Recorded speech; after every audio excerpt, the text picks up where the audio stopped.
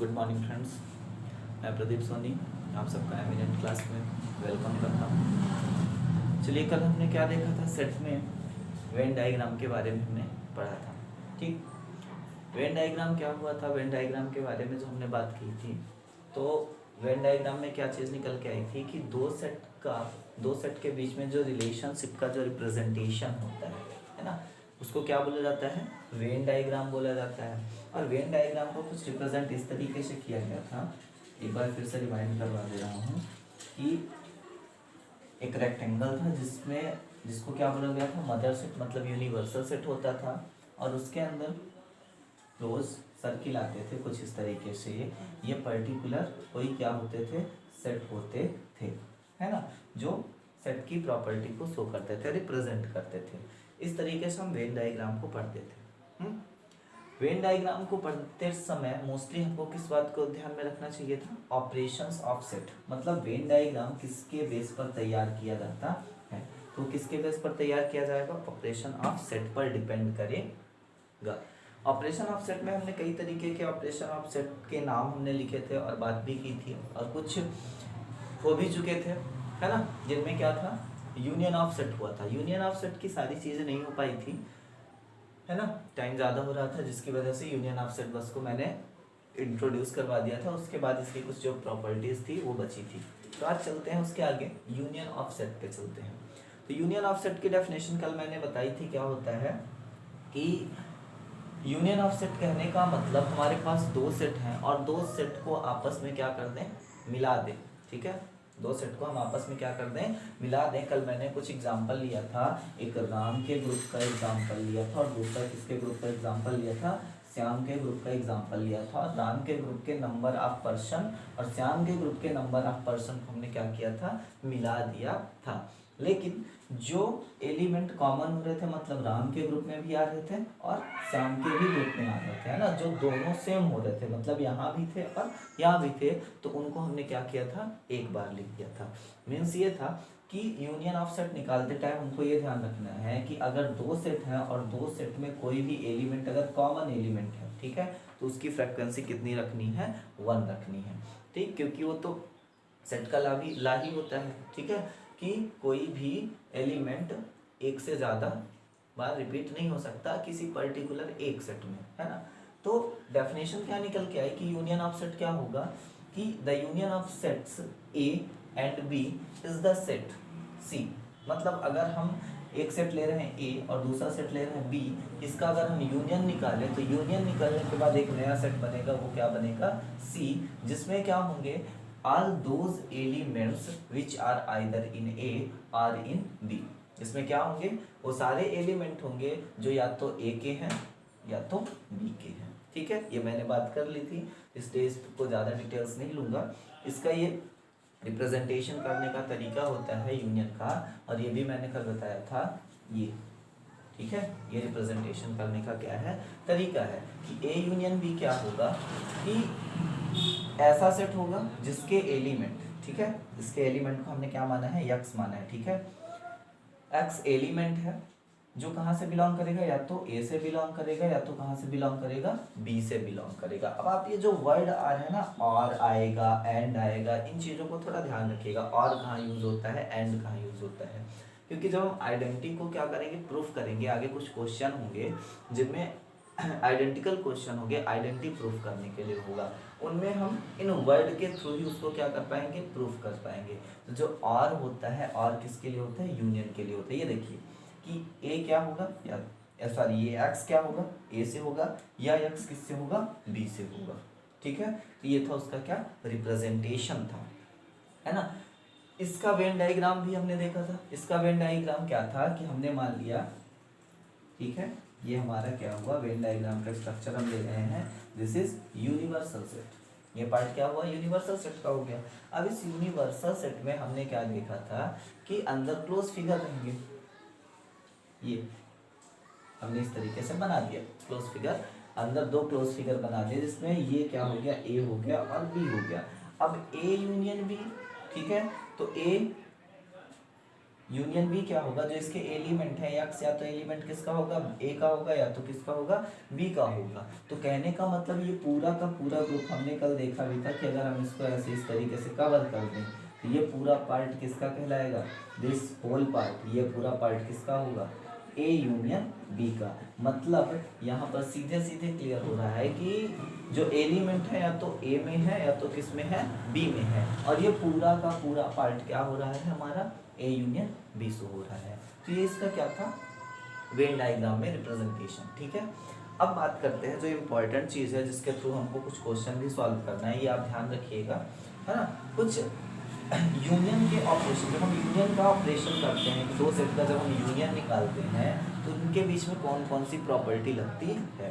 तो उनके बीच में प्रॉपर्टी लगती है कौन कौन सी, ये देखिए, कॉम्यूटेटिव प्रॉपर्टी होती है, एसोसिएटिव प्रॉपर्टी होती है, आइडेंटिटी ऑफ एलिमेंट होता है। ठीक है, ये तीन प्रॉपर्टी आप क्या किए हो, ये जो स्टार्टिंग में दिख रही है फर्स्ट, सेकेंड और ये थर्ड। ठीक है, इन प्रॉपर्टीज को आप क्या किए हो प्रीवियस क्लास में, छोटी क्लासेस में, mostly 5th 6th 7th 8th में, जहाँ पर हम एडिशन सब्ट्रैक्शन मल्टीप्लिकेशन वगैरह करते हैं, जनरल ऑपरेशन करते हैं, वहाँ पर ये सारी प्रॉपर्टी हम लगाते थे। ठीक है, कुछ याद होगा ऐसे करके, इफ हम इस तरीके से ऐड करते थे, अगर हमारे पास ऐड करने का तरीका, दो नंबर हैं a प्लस बी, और इनको हम चाहे इस तरीके से ऐड करें b प्लस ए, भाई तो इनका सम और इनका सम दोनों का क्या होगा, सेम होगा। ठीक है, ये प्रॉपर्टी कौन सी कहलाती थी, कॉम्यूटेटिव प्रॉपर्टी कहलाती थी।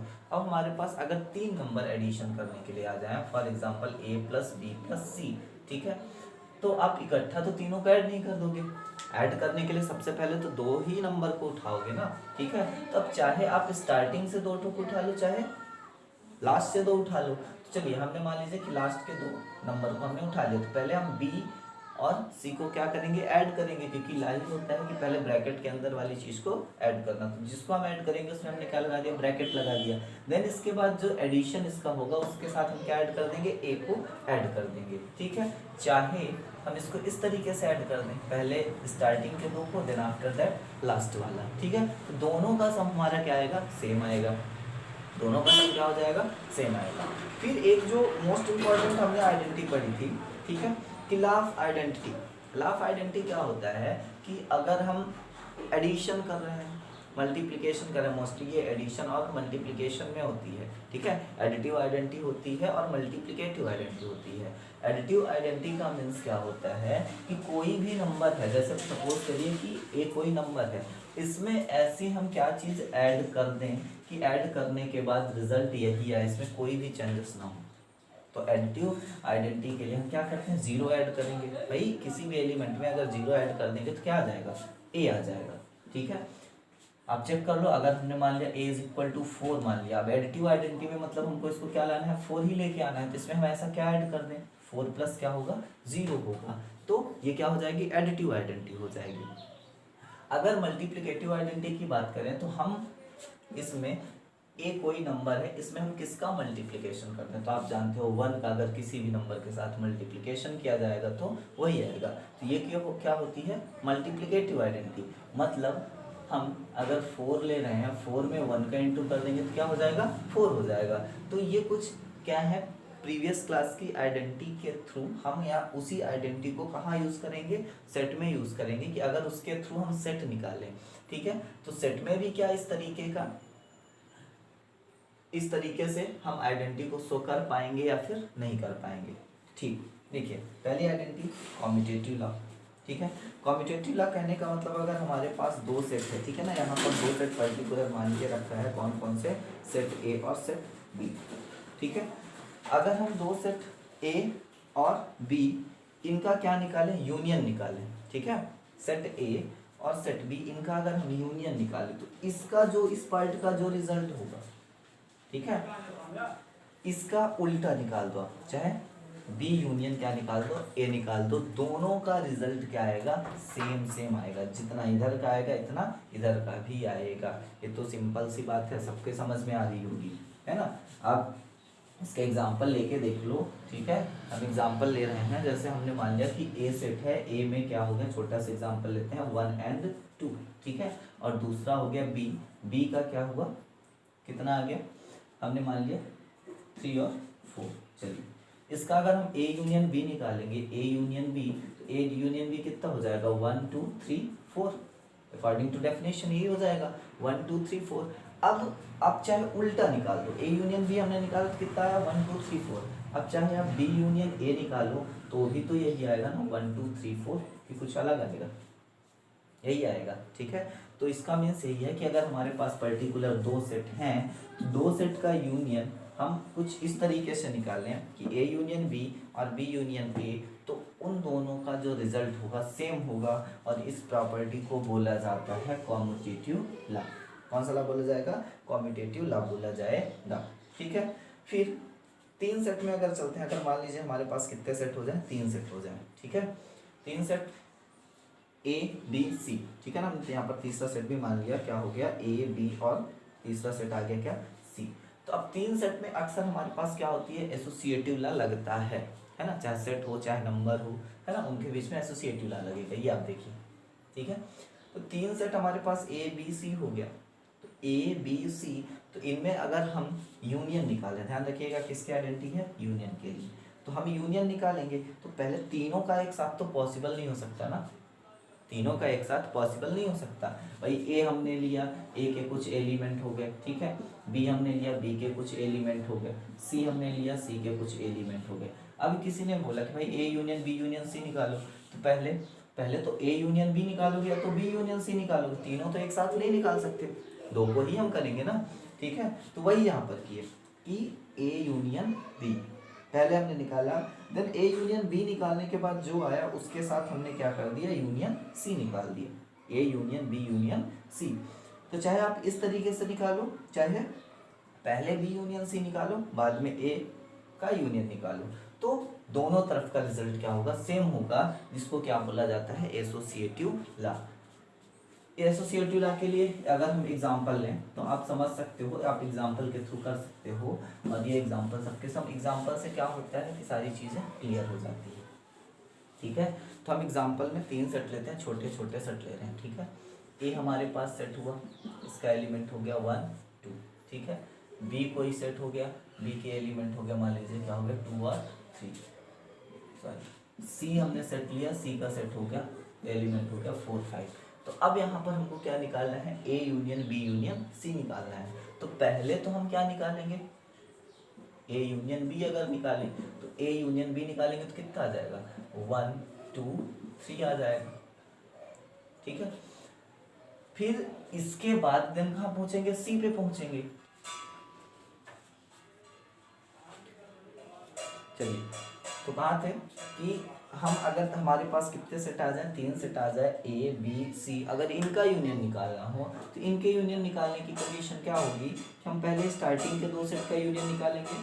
ठीक है ना, आफ्टर दैट इसके बाद हम क्या करेंगे कि लास्ट वाले का सेट निकालेंगे, यूनियन निकालेंगे। ठीक है, तो चाहे हम इसको इस तरीके से निकालें, चाहे इस कंडीशन को लगा के हम निकालें, दोनों ही कंडीशन में हमारा जो आएगा रिजल्ट आएगा वो क्या होगा, सेम होगा। इसको हम क्या बोलेंगे, एसोसिएटिव लॉ। ठीक है, फिर अगर फाई को देखें तो फाई मतलब कुछ नहीं, तो अगर किसी एक सेट का एम्प्टी सेट के साथ अगर आप यूनियन निकालोगे तो क्या आएगा, वही सेट पर्टिकुलर। ठीक है, क्या हो जाएगा, वही वाला एक ये है, वही वाला एक सेट आ जाएगा। ठीक है, जैसे आप सिंपल सी चीज़ यहाँ पर आप एग्जांपल में देख सकते हो कि हमने ए सेट लिया, ए में क्या मान लिया, ए मान लिया और ई मान लिया, और दूसरा सेट हमने क्या ले लिया, फाई मतलब कुछ नहीं। तो जब आप इनका यूनियन निकालोगे, ए यूनियन फाई, तो क्या होगा, यही वाला बस तो आएगा ना। ठीक है, तो दिस इज क्या हो जाएगा, लॉ ऑफ आइडेंटिटी एलिमेंट, जहाँ पर फाई को क्या बोला जाता है, identity of union. Identity of union मतलब आप यूनियन निकालो और यूनियन में फाई सेट को कंबाइन करो तो क्या आएगा, पर्टिकुलर वही सेट होगा जो गिवन सेट है ना। फिर अगर आपके पास ए कोई सेट है और किसी पर्टिकुलर सेट का उसी सेट के साथ अगर आप यूनियन निकालते हो तो कोई चेंजेस नहीं होता, वही आता है, वही सेट ही याद आता है। This is idempotent law. फिर अगर यूनिवर्सल सेट का आप किसी सेट के साथ निकालो यूनियन तो क्या होगा, यूनिवर्सल सेट ही होगा, क्योंकि यूनिवर्सल सेट से ही तो पर्टिकुलर कोई सेट बिलोंग करता है। जैसे एग्जांपल हम ले लेते हैं, यूनियन सेट हमने हुआ, यूनियन सेट सॉरी यूनियन नहीं, यूनिवर्सल सेट। यूनिवर्सल सेट को आप इस तरीके से समझ सकते हो कि हमारे यूनिवर्स में क्या हो गया, एक सेट हो गया, अर्थ हो गया, है ना। तो अब अर्थ को आप जब यूनियन सेट के साथ कंबाइन करोगे तो क्या आएगा, पूरा का पूरा यूनिवर्सल सेट के साथ जब आप कंबाइन करोगे, यूनियन निकालोगे तो क्या आएगा, यूनिवर्स ही तो आएगा, है ना। हमने मान लिया AEI, ये हो गया यूनिवर्सल सेट। अब ए कोई सेट होगा तो इसका तो पार्ट ही होगा, ठीक है, क्योंकि मदर सेट के पार्ट से ही तो कोई सेट निकलता है। पिछले जो जिसको ये डाउट हो रहा है यूनिवर्सल सेट, तो पिछला वीडियो देख लेंगे, ये यूनिवर्सल सेट के बारे में एक्सप्लेन किया गया है, ठीक है। अब इसमें हमने मान लिया कि ए कोई सेट हो गया। अब इस यूनिवर्सल सेट का जब ए के साथ यूनियन निकालोगे, यूनिवर्सल सेट का यूनियन ए के साथ, तो भाई क्या आएगा, यूनिवर्सल सेट ही तो आएगा, AEI, ठीक है।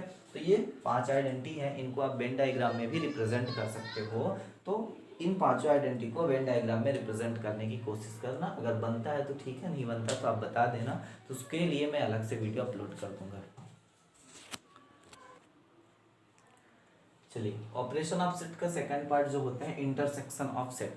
यूनियन ऑफ सेट के बाद क्या होता है, इंटरसेक्शन ऑफ सेट।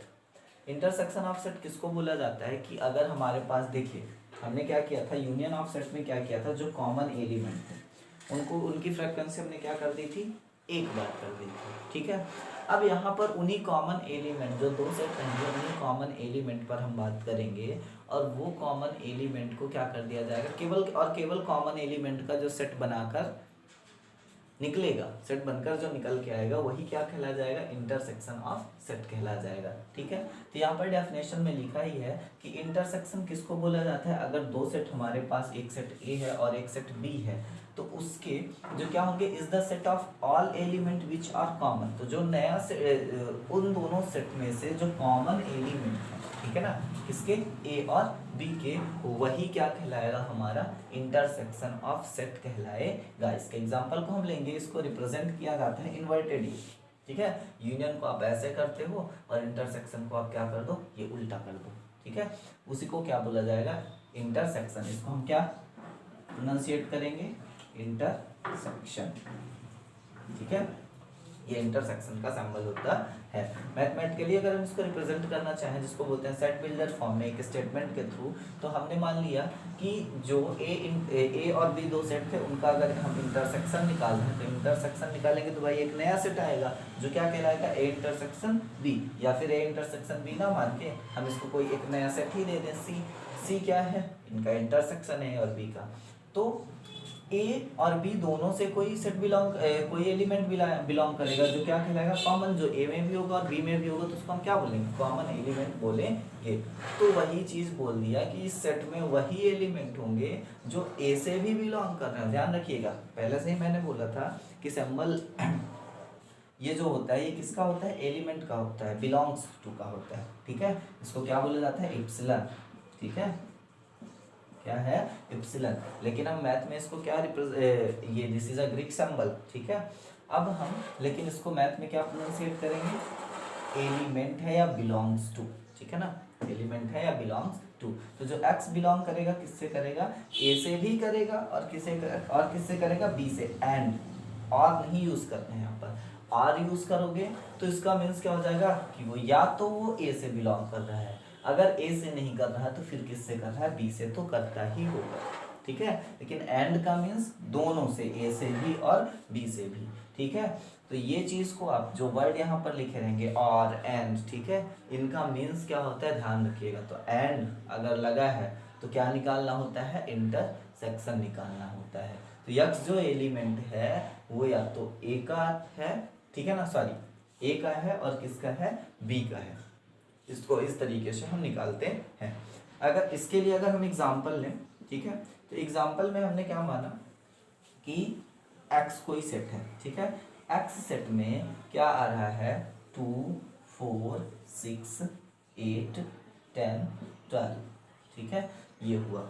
और दूसरा सेट हमने लिया y में आ रहा है 6 12 18, बस इतना। तो इसका अगर हम इंटरसेक्शन निकालें, मतलब x इंटरसेक्शन y, तो x इंटरसेक्शन y क्या निकल के आएगा, क्या बोल रहा है, common element both, A and B, मतलब जो दो सेट हैं उनके कॉमन एलिमेंट। तो एक्स एंड वाई, इसके कॉमन एलिमेंट की अगर हम बात करें तो ये देखिए, यहाँ 2 है, 2 नहीं है, 4 भी नहीं है, 6 यहाँ भी है और यहाँ भी है, तो पहला एलिमेंट क्या बन जाएगा 6। फिर 8 की बात करें, 8 यहाँ नहीं है, 10 यहाँ भी नहीं है, 12 यहाँ है और यहाँ है, तो क्या हो जाएगा 6 एंड 12, ये हमारा क्या हो जाएगा इंटरसेक्शन हो जाएगा। ठीक है, और अगर चलिए और ले लेते हैं। ठीक है, हमारे पास P कोई सेट है, P सेट में क्या बोल दिया कि जैसे इंटरसेक्शन हमने क्या बोल दिया कि x such that x is the, चलिए इसको वर्टिकली प्रेजेंट कर देते हैं, x is the element of natural number. ठीक है, x क्या हो गया नेचुरल नंबर हो गया। अब हमने दूसरा हमने ले लिया q। ठीक, इसमें हमने क्या बोला x such that x is the set of all even number, even number. ठीक है, सारे इवन नंबर यहाँ पर है Q में, और P क्या है हमारा पूरा का पूरा नेचुरल नंबर है। तो अगर आप इसका इंटरसेक्शन निकालोगे तो क्या होगा, है ना।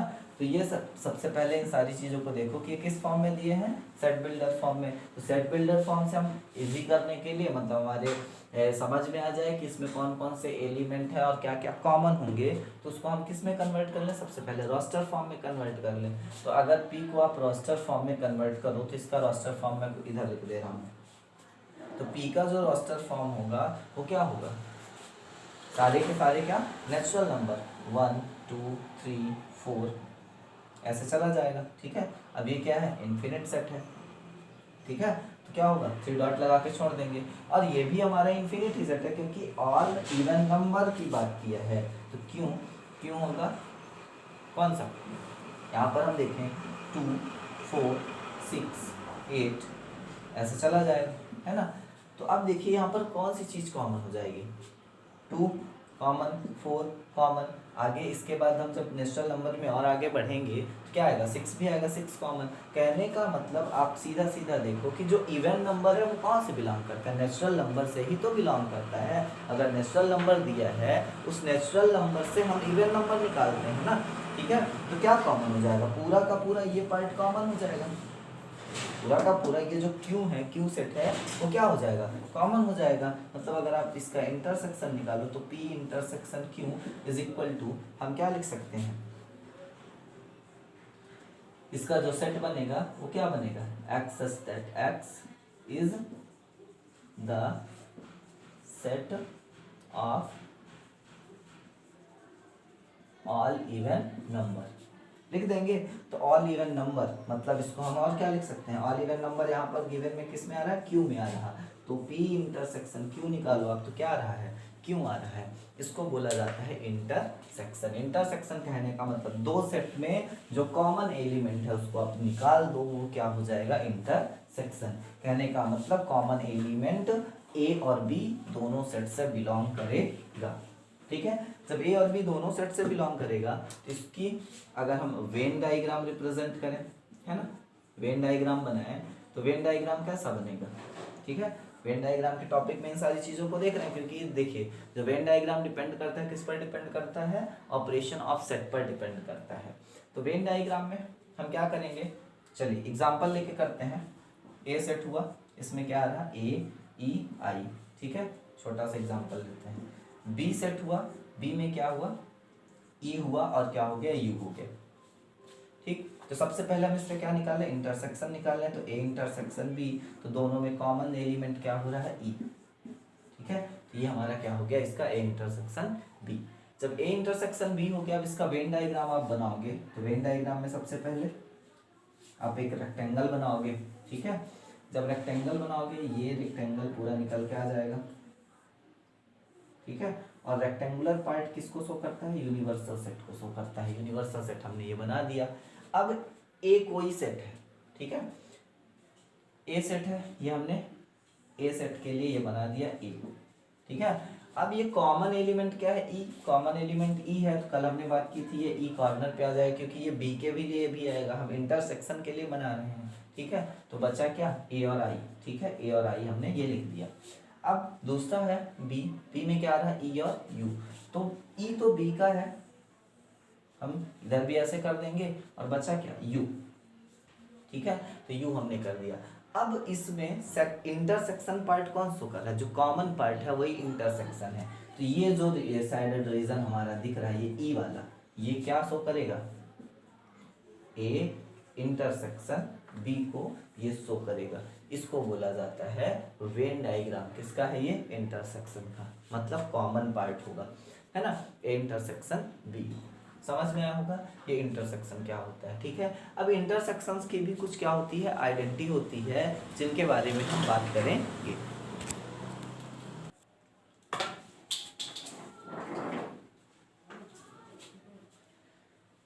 चलिए तो आगे बात करते हैं properties of operation of intersection. अभी इसके पहले हमने क्या देखा कि इंटरसेक्शन होता क्या है, अब इसके बाद हम देखेंगे कि इस इंटरसेक्शन की प्रॉपर्टीज क्या होती हैं। अगर हम इंटरसेक्शन निकालते हैं तो कौन कौन सी प्रॉपर्टीज उसमें क्या होंगी, फॉलो होंगी। तो सेम एज जैसे हमने यूनियन में निकाला उसी तरीके से यहाँ पर भी निकलेगा। कुछ चीज़ें हैं जो अलग हैं, जैसे एक क्या आया है, डिस्ट्रीब्यूटिव लॉ आया है, और डिस्ट्रीब्यूटिव लॉ के बाद यहाँ पर एक है कि law of phi and universal set, है ना। तो ये तो था वहाँ पर जो आइडेंटिटी वाला पार्ट था, है ना, आइडेंटिकल एलिमेंट की हमने जो बात की थी, लॉ ऑफ आइडेंटिटी की बात जो की थी वही है ये भी, ठीक है। बाकी यहाँ पर क्या है, एक नया आया हुआ है, डिस्ट्रीब्यूटिव लॉ आया हुआ है। तो बात कर रहे हैं यहाँ पर इंटरसेक्शन की, इंटरसेक्शन के प्रॉपर्टी की बात कर रहे हैं। तो सेम एज प्रीवियस आइडेंटिटी के जैसे हम वहाँ पर क्या निकालते थे, यूनियन निकालते थे, यहाँ पर क्या निकालेंगे, इंटरसेक्शन निकालेंगे। तो अगर हमारे पास कोई दो सेट है, ए सेट है और क्या है, बी सेट है, अगर हम इनका इंटरसेक्शन निकालते हैं, ए इंटरसेक्शन बी, ठीक है, ये ए इंटरसेक्शन बी निकाल रहे हैं, तो चाहे आप पहले ए इंटरसेक्शन बी निकालो और चाहे आप बी इंटरसेक्शन ए निकालो, दोनों कंडीशन में रिजल्ट क्या होगा, सेम होगा। आई थिंक एग्जाम्पल लेने की यहाँ पर जरूरत नहीं है, सेम एज यूनियन के जैसे है, ठीक है। फिर अगर हमारे पास तीन सेट हैं ए बी सी, इनको इनका इंटरसेक्शन निकालेंगे तो उसी के जैसे पहले दो का निकालेंगे, फिर उसका लास्ट वाले पेयर के साथ इंटरसेक्शन निकालेंगे, या फिर लास्ट वाले के दो पेयर का हम इंटरसेक्शन पहले निकाल दें फिर पहले वाले से निकालें, तो दोनों ही कंडीशन में क्या होगा, रिजल्ट हमारा क्या होगा, सेम आएगा। इसको क्या बोला जाएगा, एसोसिएटिव लॉ। ध्यान रखिएगा, अगर दो सेट के बीच में आप रिजल्ट बना रहे हो, दो सेट के बीच में आप उनका ऑपरेशन करवा रहे हो, तो वो हमेशा कॉम्यूटेटिव लॉ के बीच में होता है ना, उनको आगे पीछे करके आप बना सकते हो, है ना। लेकिन अगर तीन सेट आ रहे हैं तो तीन सेट कहाँ चला जाता है, एसोसिएटिव लॉ पे चला जाता है। फिर तीसरी चीज क्या आती है, लॉ को जरूर ध्यान रखिएगा, अगर कोई पर्टिकुलर सेट अपनी प्रॉपर्टी चेंज नहीं कर रहा है तो वो क्या हो जाएगा, आइडेंटिटी लॉ कहलाएगा, ठीक है ना, लॉ ऑफ आइडेंटिटी हो जाएगी, मतलब वो अपनी प्रॉपर्टी को बदल नहीं रहा है। जैसे कि यहाँ पर आप देखो, अगर आप देखिए ए इंटरसेक्शन फाई निकालो, ठीक है, या फाई इंटरसेक्शन ए, दोनों सेम ही चीज है ना, आगे पीछे कर दिया। तो अगर फाई इंटरसेक्शन ए, मतलब फाई कहने का मतलब एक इम्प्टी सेट है और ए कोई सेट है, नॉन इम्प्टी सेट है, उसमें एलिमेंट है। तो जब नॉन इम्प्टी सेट का इम्प्टी सेट के साथ इंटरसेक्शन निकालोगे तो क्या कॉमन होगा, कुछ नहीं कॉमन होगा, तो रिजल्ट क्या आएगा, इम्प्टी सेट ही आएगा, ठीक है। तो वही रिजल्ट में क्या है, फाइव, ठीक। फिर अगर आप यूनिवर्सल सेट के साथ क्या करो, इंटरसेक्शन निकालो किसी पर्टिकुलर नॉन इम्प्टी सेट का, ठीक है, तो जो भी सेट होते हैं सब यूनिवर्सल सेट के पार्ट होते हैं ना, तो इंटरसेक्शन का मतलब कॉमन, तो क्या कॉमन हो जाएगा, ए कॉमन हो जाएगा। चलिए इसको हम एग्जांपल के थ्रू ले लेते हैं, है ना, हो सकता है ये डाउट करें। तो हमने यूनिवर्सल सेट में मान लिया कि A B C D E, ठीक है, इतना हमने ले लिया, और ए कोई सेट हो गया जिसमें क्या आ रहा, बी सी डी इतना आ रहा। तो जब आप इसका इंटरसेक्शन निकालोगे, यूनिवर्सल सेट का इंटरसेक्शन निकालेंगे ए के साथ, तो क्या आएगा भाई, common element B C D common element, तो बी सी और डी। तो बी सी डी ये जो है ये कौन सा सेट आ रहा है, ए सेट आ रहा है। तो मतलब हम ऐसा लिख सकते हैं ना कि ये जो यूनिवर्सल सेट है इसका इंटरसेक्शन ए के साथ निकालोगे तो क्या आएगा, ए। ठीक है ना। तो वही चीज यहाँ पर ये लिखी है, इसको क्या बोलेगा, लॉ ऑफ फाई। मतलब फाई भी यहाँ पर नहीं बदल रहा है और यूनिवर्सल सेट के थ्रू हमारा, जब हम यूनिवर्सल सेट के साथ इंटरसेक्शन निकालते हैं तो पर्टिकुलर ए सेट जो है वो भी अपनी आइडेंटिटी नहीं बदल रहा है। तो इसको हम ऐसे ही बोल सकते हैं, लॉ ऑफ आइडेंटिटी। ठीक है। अब उसमें क्या आ रहा है, फाई एंड यूनिवर्सल सेट आ रहे हैं। ठीक है। फिर आप अगर किसी सेट का अपने में ही इंटरसेक्शन निकाल लो तो क्या कॉमन होगा, वही चीज कॉमन होगी। भाई अगर हमने बोल दिया यहाँ पर इस यूनिवर्सल सेट को हटा दें, अगर हमने ए सेट लिया, अब ए का इंटरसेक्शन ए के ही साथ निकालो, मतलब बी सी डी है, दूसरा बी सेट है उसमें भी बी सी डी है, तो क्या कॉमन होगा, बी सी डी, वही आएगा ए। इसको हमने देखा था पीछे आइडेम्पोटेंट लॉ। अब बात आती है डिस्ट्रीब्यूटिव प्रॉपर्टी की। आपने मल्टीप्लिकेशन में मोस्टली ये चीज यूज होती है, डिस्ट्रीब्यूटिव प्रॉपर्टी, है ना।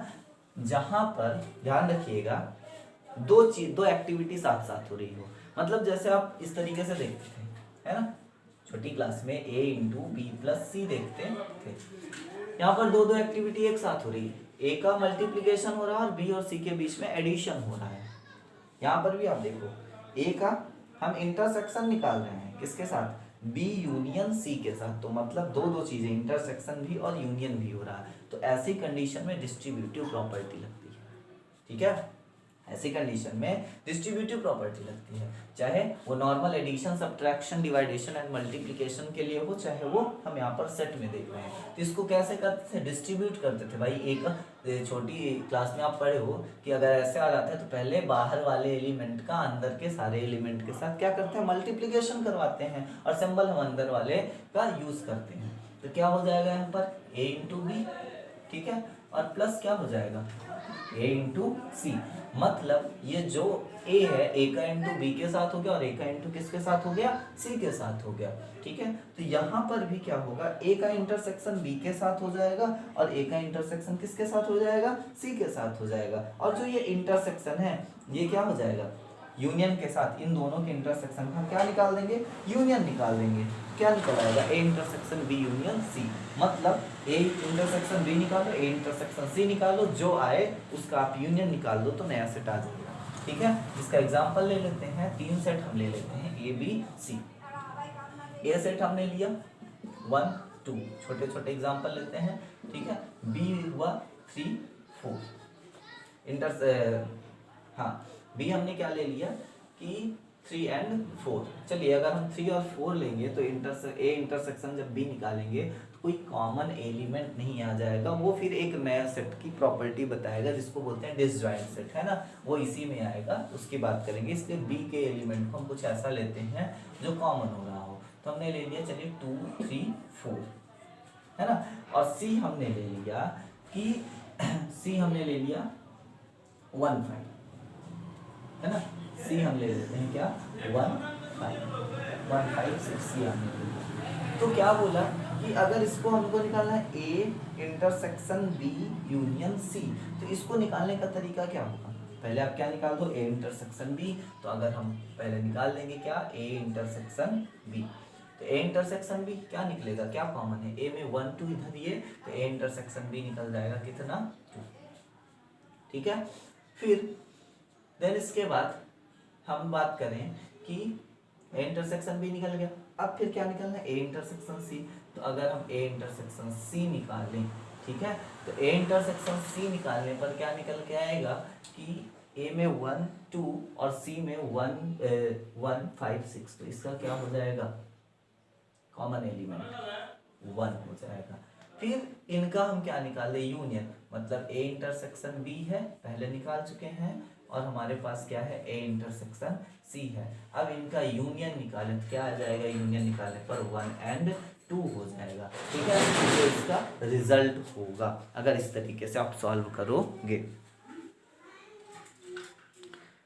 ठीक, अगर हम अब इसको, ये तो हमारा क्या हुआ, RHS पार्ट हुआ। अब अगर हम LHS को देखें तो LHS में क्या, पहले B यूनियन आप C निकाल दो, तो B union C, this B union C, तो क्या हो जाएगा 1 2 3 4 5 6, ठीक है, क्या आ जाएगा, यूनियन का मतलब सारे एलिमेंट को लिखना है, तो 1 2 3 4 5 6। अब इस यूनियन का इंटरसेक्शन किसके साथ निकाल देना है हमको, ए के साथ। देखिए यूनियन, पहले यूनियन ब्रैकेट लगा है तो पहले यूनियन निकालेंगे, देन इसके बाद इंटरसेक्शन किसके साथ, ए के साथ निकालेंगे। जब ए के साथ इंटरसेक्शन निकालोगे तो A intersection B union C लिखेंगे।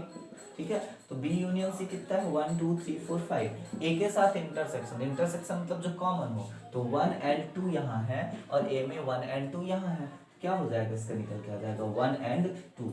दोनों ही कंडीशन में आप देखो ये पार्ट और ये पार्ट दोनों का रिजल्ट क्या हो रहा है, सेम हो रहा है। तो कहने का मतलब यहाँ इक्वल लगा सकते हैं, सेम आइडेंटिटी आ गई। इसको बोल सकते हैं A intersection B union C is equal to A intersection B union A intersection C. तो इसको बोला जाता है क्या,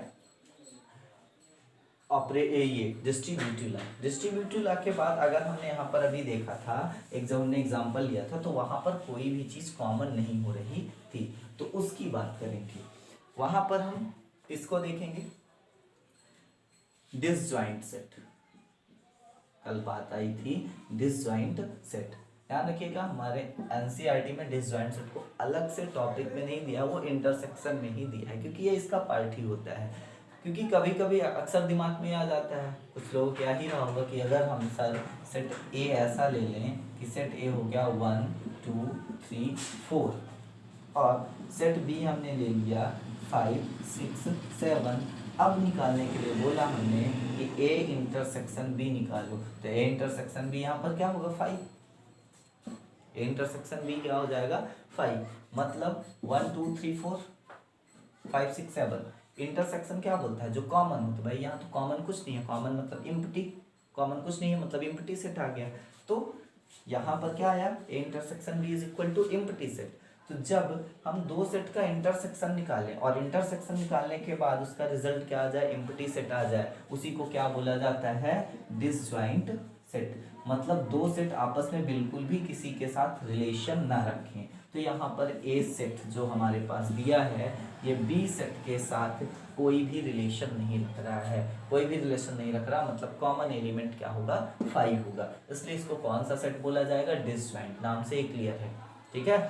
तो इसका अगर वेन डायग्राम बनाए तो वेन डायग्राम इसका तो बड़ा इजी होगा, ठीक है, कोई भी इसके साथ रिलेशन नहीं आएगा। ये हमने क्या किया, यू बना दिया, मदर सेट हो गया यूनिवर्सल सेट। अब इसमें ए सेट जो है वो बी सेट के साथ कोई भी रिलेशन नहीं रख रहा, तो हम दोनों ही अंदर क्लोज सर्कल जो हैं उनको अलग अलग रख देंगे और इनके क्या कर देंगे, यहाँ पर 1 2 3 4 ये हो गया, और इसका नेक्स्ट वाले का क्या 5 6 7। This is disjoint set. ये डिसजॉइंट सेट का क्या हो जाएगा, वेन डायग्राम हो जाएगा, है ना। तो यहाँ पर कुछ सेट के बारे में हमने देखा जो क्या कर रहे हैं, वेन डायग्राम को रिप्रेजेंट करने का मीडियम बन रहे हैं, operation of set. Operation of set में हमारे पास एक और ऑपरेशन है, ठीक है, सेट में difference of set. Difference of set मतलब, डिफरेंस का मतलब सबको क्लियर है, सब्ट्रैक्शन करना। तो डिफरेंस ऑफ सेट ये भी बड़ा इजी है, आप एक सेट में दूसरे सेट को सब्ट्रैक्ट कर दो तो वो क्या हो जाएगा, डिफरेंस ऑफ सेट कहलाएगा, है ना। हम बात कर रहे हैं यहाँ पर डिफरेंस, ठीक है, ऑफ सेट्स। तो डिफरेंस ऑफ सेट्स में हमने मान लिया कि इसकी डेफिनेशन लिखेंगे क्या होगा, जैसे हमने ए सेट मान लिया 1 2 3 4 5 और फिर हमने क्या किया, बी सेट मान लिया 2 3 4। इसका हमने क्या निकालने के लिए बोला, डिफरेंस। डिफरेंस मतलब सब्ट्रैक्शन, है ना, डिफरेंस में सब्ट्रैक्शन। तो आपने ए का डिफरेंस निकाला किसके साथ, ए माइनस बी। तो ए में से क्या कर रहे हैं, बी को हटा रहे हैं, ए में से बी को हम क्या कर रहे हैं, हटा रहे हैं। जब ए में से बी को हटाएंगे तो ए ये हो गया। अब इसमें बी के कौन कौन से एलिमेंट है, 2 3 4 हटा दो, ठीक है, तो बचा क्या 1 and 5। This is A minus B, this is A minus B. इसी को क्या बोला जाएगा, डिफरेंस ऑफ सेट, है ना। क्या करेंगे कि गिवन सेट में जिसको आप माइनस कर रहे हो उसके एलिमेंट को हटा दोगे, माइनस कर दोगे, ठीक है ना, बाहर कर दोगे, तो वो क्या हो जाएगा, ए माइनस बी, ठीक है। अब यहाँ पर कुछ ऐसी बात दिमाग में आ रही होगी कि अगर हम यहाँ पर कुछ ऐसे एलिमेंट ले लें जो एलिमेंट यहाँ पर नहीं है, तब कैसे सब्ट्रैक्ट करेंगे। जैसे चलिए हम इसका बढ़ा देते हैं कि क्या हो गया, 6 ले लिया हमने और 7 ले लिया, क्योंकि 6 और 7 ए में है नहीं, तो क्या आएगा, जो नहीं है उनसे मतलब नहीं है, वो तो ऑलरेडी हट जाएंगे।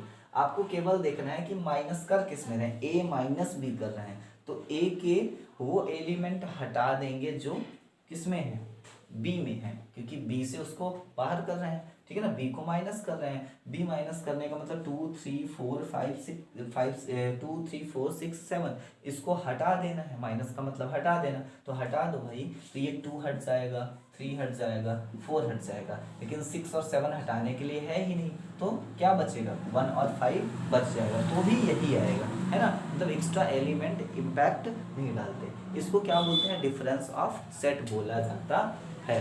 तो डिफरेंस ऑफ सेट क्या होता है कि अगर हमारे पास 2 सेट हैं, तो 2 सेट में से पर्टिकुलर किसी जिस सेट को माइनस करें उस सेट के एलिमेंट को बाहर कर देना, ठीक है। तो इसका वेन डायग्राम अगर देखें, तो वेन डायग्राम देखने के लिए चलिए यहाँ पर वेन डायग्राम को अगर हम बनाते हैं तो क्या हो जाएगा, इसका अगर हम वेन डायग्राम बनाएं, तो वेन डायग्राम बनाते टाइम आप ध्यान रखना है, आपके पास ये क्या हो जाएगा, एक यूनिवर्सल सेट का पार्ट ये बनेगा, ठीक। अब इसमें से हमने क्या किया, पहले तो वेन डायग्राम को सिंपल तरीके से इस तरीके से हमने रख दिया, ये क्या हो गया, ए हो गया, और ये क्या हो गया, बी। अब क्या होता है, ए minus B, A minus B, तो ए सेट में से आप बी को हटा दो, तो ये पूरा सेट क्या हुआ, ए, पूरा सेट क्या हो गया, ए, ठीक है। एग्जाम्पल लेते हैं, एग्जाम्पल जो हमने लिया था उसी को लेते हैं, ठीक है ना। 1 2 3 4 5 हमने लिया, उसके थ्रू हम इसको रिप्रेजेंट कर रहे हैं, और बी हमने क्या लिया था, 2 3 4, है ना, 2 3 4, ठीक। तो ए सेट के एलिमेंट क्या है, 1 2 3 4 5, 1 2, अब देखो 2 3 4 दोनों में है, तो 2 3 4 यहाँ आ जाएगा कॉमन एलिमेंट, ठीक है। तो 1 2 3 4, अब बचा क्या, 5, क्या बचा, 5, और बी सेट क्या है, 2 3 4, तो 2 3 4 यहाँ हो गया। अब इसको क्या करना है, माइनस कर देना है, ए में से इस चीज को क्या कर देना है, बी सेट को माइनस कर देना है, तो बी सेट पूरा ये आया, तो माइनस जो सेट हुआ हटा दिए उसको, तो बचा क्या हमारे पास, ये 1 और 5 वाला पार्ट, इसको सेड कर देंगे, this is A minus B, A minus B. Minus करने के बाद बचा क्या, तो आप देख रहे हो यहाँ पर सैडेड पार्ट में क्या रहा, 1 एंड 5, तो इसी को बोला जाता है डिफरेंस ऑफ सेट बोला जाता है। चलिए, तो ये हुआ आपका क्या, ऑपरेशन ऑफ सेट में फिर नेक्स्ट आता है कंप्लीमेंट निकालना। कंप्लीमेंट निकालना ये एक्सरसाइज 1.5 का पार्ट होगा।